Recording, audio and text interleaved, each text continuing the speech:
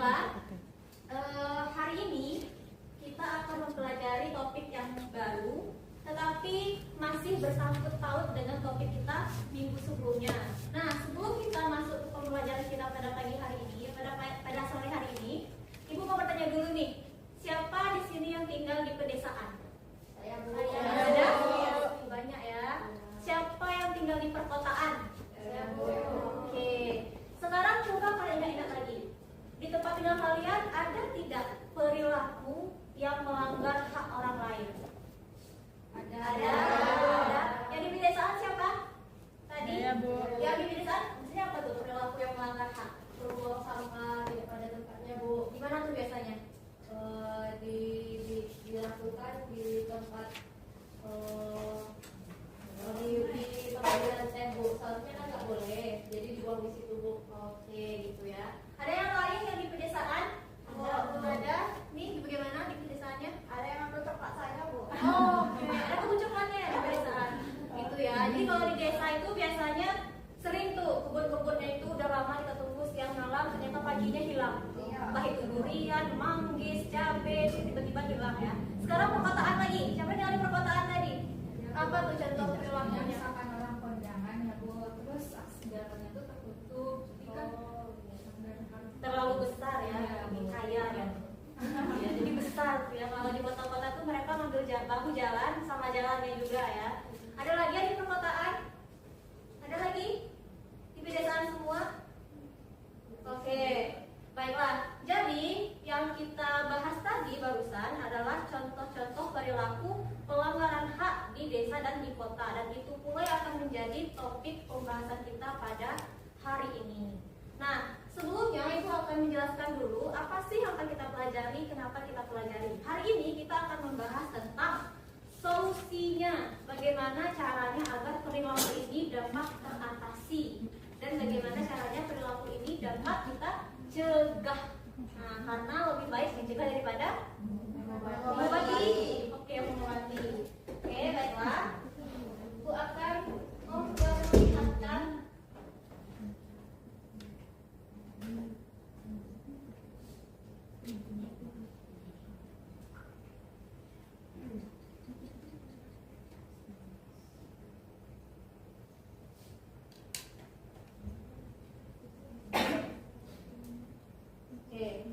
karena tidak bisa ditalikkan saja ya. Oke, selama kita hidup di Indonesia ini ada berbagai macam banyak kasus-kasus atau perilaku yang melanggar hak dan kewajiban kita sendiri nih. Yang pertama, kalian pernah nggak melihat ataupun menemukan orang-orang yang ketika dia berbicara itu dia ditahan atau dicegah? Pernah? Pernah ya. Menurut kalian itu hal yang benar atau tidak? Tidak. Kalau misalkan dia berbicara yang kasar, benar apa tidak? Tidak. Berarti boleh ditahan kan? Boleh. Artinya apa? Suatu perilaku itu ada ketentuannya. Jadi, tapi atas nama hak itu adalah sesuatu yang harus diperjuangkan. Jadi kalaupun kita cegah tidak boleh, gitu ya. Selanjutnya, nggak bisa. Tidak ada orang yang bisa memperbaiki.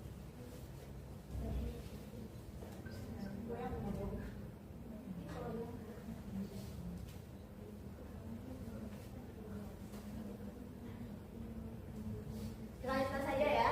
Selanjutnya, selanjutnya ada lagi contoh perilaku pelanggaran hak ketika pernah nggak kalian melihat di sebuah perkotaan yang tinggal di kota lagi ngantri lama di pom bensin misalnya, lagi ngantri lama panas, super panas, banyaklah truk-truk, tiba-tiba ada anak kecil ngamen, Kak, 10.000 Kak, 1.000 Kak. Itu apa sih yang dilanggar oleh orang lain terhadap anak itu? Pernah nggak kepikiran, ya kenapa dia nih harus ngamen di sini, Ibu, Yolo, tapi Piti nggak adul, gitu. Nah, pernah nggak masa kayak gitu? Iya. Atau kalian di jam 10 pagi pergi ke kampus, ke sekolah, di lampu merah berhenti, tiba-tiba ada anak kecil ngamen. Itu jam 10 pagi harusnya jam belajar.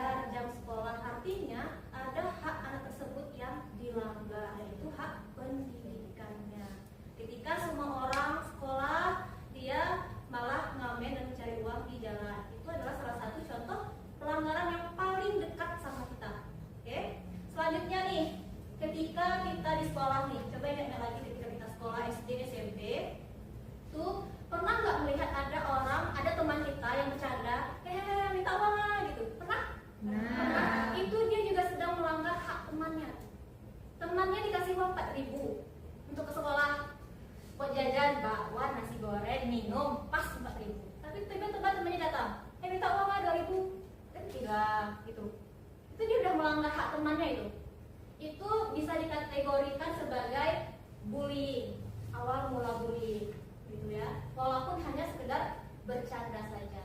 Nah, jadi kita harus make sense, kita harus menyadari hal-hal itu di sekitar kita. Nah, selanjutnya ini karena tidak bisa ditayangkan ya, jadi sebenarnya ini ada gambar, jadi harus kita telusuri gambarnya, cuman gak apa-apa, biar dijelaskan saja. Selanjutnya itu ada pelanggaran kewajiban atau pengingkaran kewajiban. Nah, kalau ada kata-kata kewajiban, ada kata wajib, artinya harus dilakukan, artinya dikatakan itu adalah hutang. Nah, kalau kita sudah berhutang, berjanji, itu kita kalau tidak dilakukan, kita mengingkari janji tersebut. Nah, apa contoh-contohnya? Misal, siapa yang pernah terlambat masuk kelas? Oh, ya, jujur ya. Siapa yang pernah terlambat waktu sholat? Saya. Nah juga. Nah, itu adalah contoh-contoh pengingkaran kewajiban kita tuh. Pengingkaran kewajiban. Yang paling besar lagi, misalnya ada razia zebra di simpang di yang besar itu. Ada polisi lagi menunggu orang-orang yang bawa motor, anak-anak SMA, anak sekolah nggak pakai helm, diberhentikan. Apa kerja polisi itu sebenarnya? Ada yang tahu? Menertibkan lalu lintas.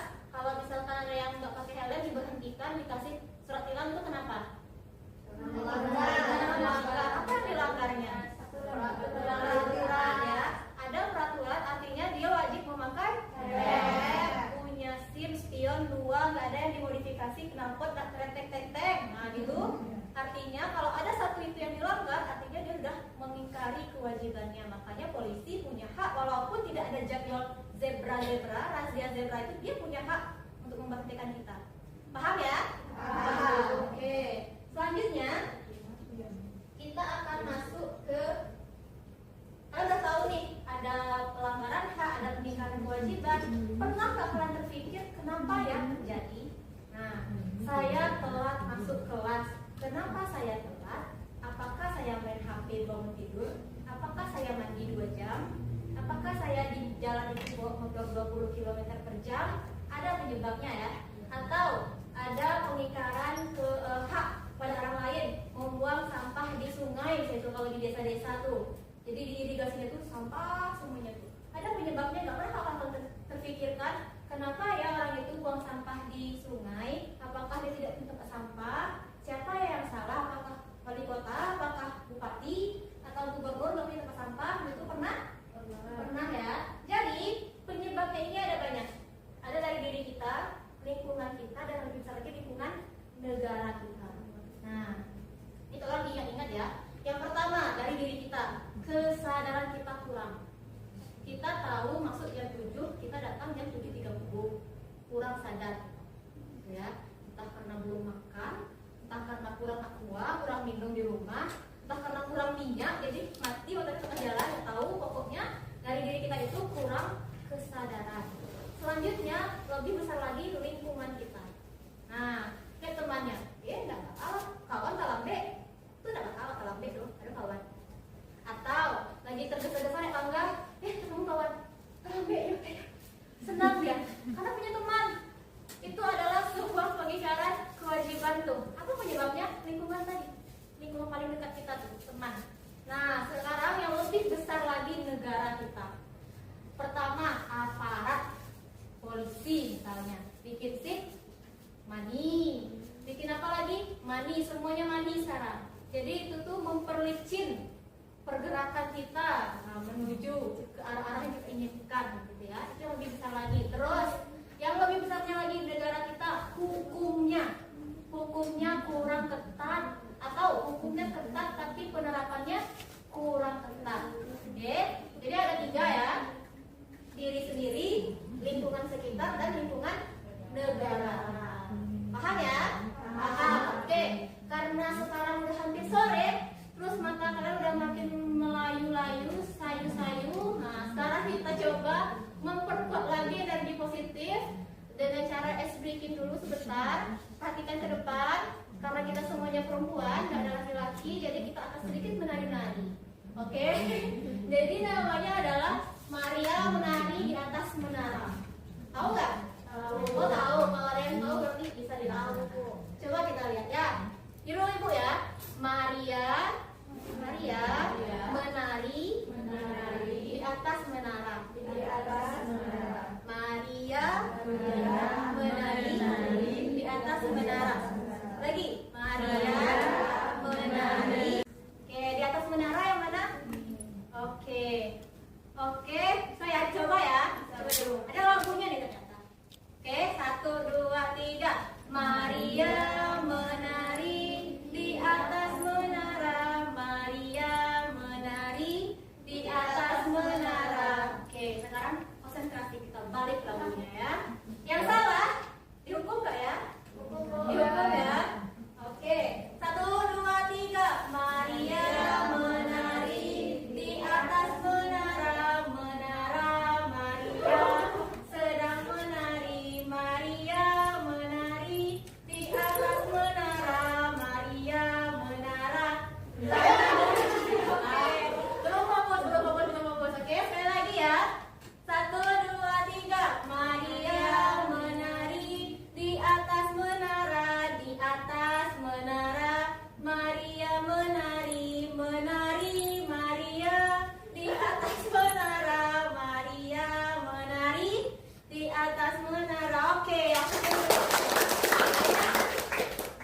udah fresh ya. Sekarang Ibu mau kalian semua mengingat-ingat lagi kampung halamannya, entah itu di kota ataupun di desa. Coba ingat lagi, kita perhatikan lingkungan kita.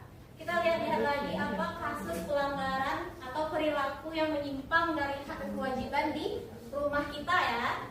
Kita akan bagikan kelompok berdasarkan latar belakang yang telah Ibu bagikan minggu yang lalu. Jadi sekarang kita udah punya 4 kelompok, di mana setiap kelompoknya itu udah ada anggota yang dari pedesaan dan perkotaan. Sekarang Ibu bagikan lembar kerjanya kepada tiap-tiap kelompok. Kalian isi apa aja pelanggarannya dan bagaimana sih solusinya. Dalam waktu 5 menit nanti akan Ibu tanyakan lagi dan dipresentasikan. Bisa ya? Bisa. Oke. Kelompok 1. Kelompok 1. Ini kelompok 2. Kelompok 3. Kelompok 4. Nah, silakan berdiskusi dulu selama 5 menit. Singkat saja ya, nggak boleh banyak panjang, jangan terlalu panjang. Nanti akan langsung dipresentasikan. Yang nggak bisa presentasi kita hubung disuruh Maria menari lagi. Oke?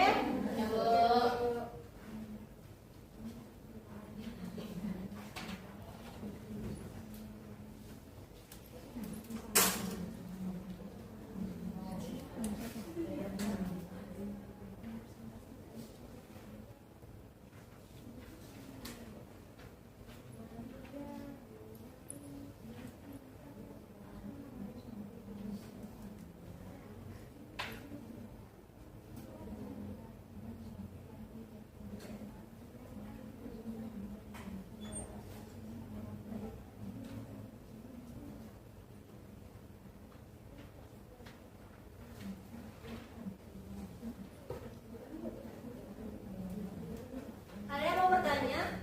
Gak apa-apa ya kalau mau bertanya selama diskusi, tidak apa-apa, sangat disarankan sekali agar tidak tersesat di jalan. Dipersilahkan bertanya. Bagaimana kalau satu ada yang mau ditanyakan, ada yang mau ditanyakan?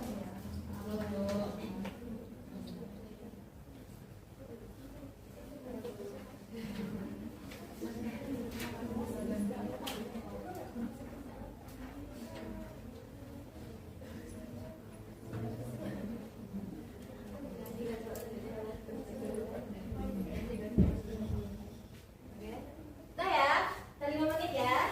Dan kita semuanya mempresentasikan dan mengingat kampung halaman. Mau pulang kampung? Mau presentasi dulu, oke? Jadi kita mulai dari kelompok 4. Oke, kelompok 4. Silakan presentasikan secara singkat bagaimana hasil diskusi dengan teman-temannya. Berdiri dong, biar lebih percaya diri. Berdiri, sendiri.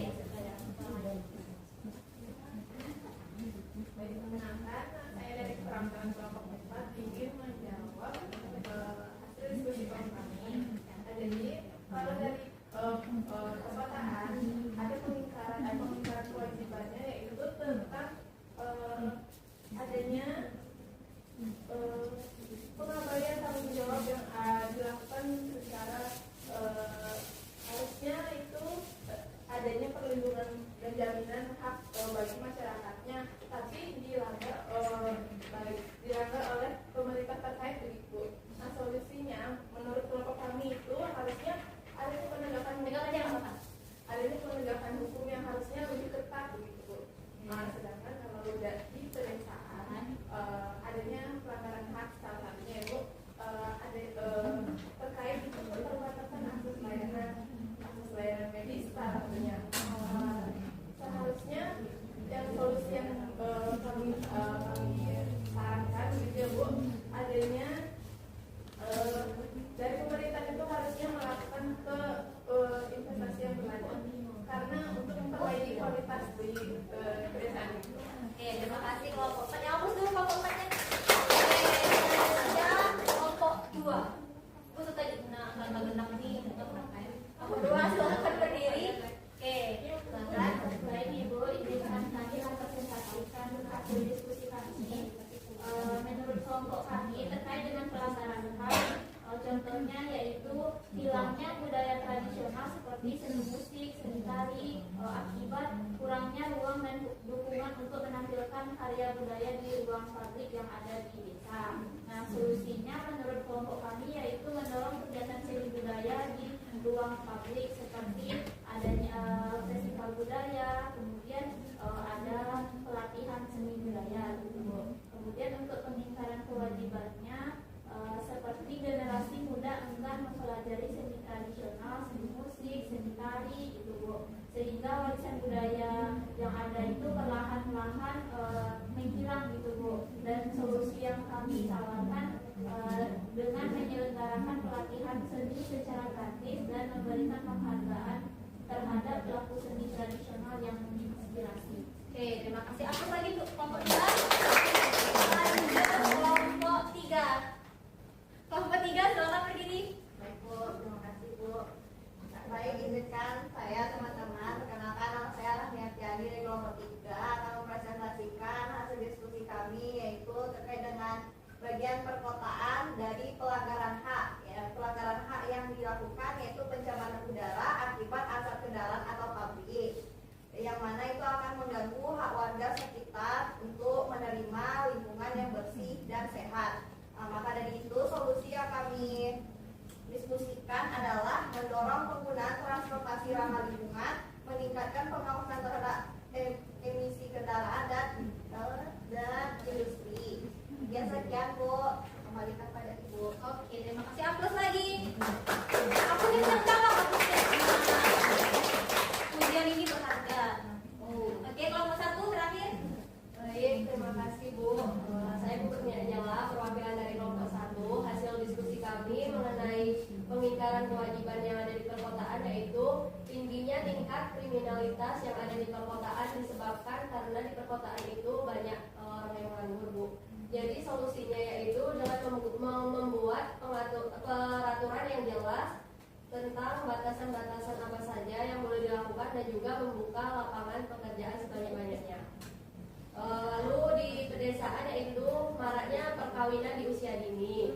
Oleh karena itu solusinya yaitu melakukan sosialisasi kepada anak-anak di bawah umur bahwasanya perkawinan di usia dini itu sangat membahayakan. Oke, terima kasih. Aplaus lagi kelompok 1. Ya. Jadi mau teruskan lagi ya.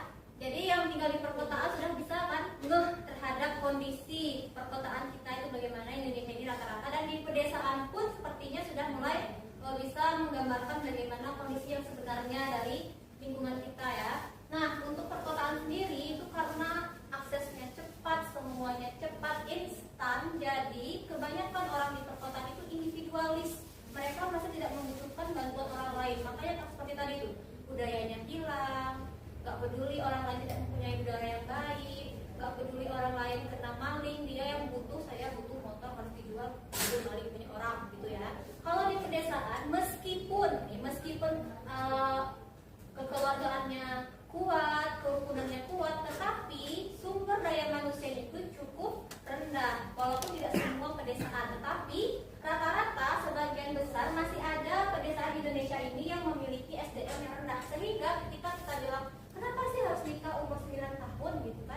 itu apalagi harus pola matematika. Nah, itu masih ada pedesaan yang masih memiliki pola pikir seperti itu. Nah, setelah kita mendiskusikan bagaimana solusinya dan kalian pun memahami tadi setelah dipresentasikan bagaimana solusi yang dapat kita terapkan di tempat tinggal kita masing-masing, ibu harap kalian dapat mengenali pertama diri sendiri dulu.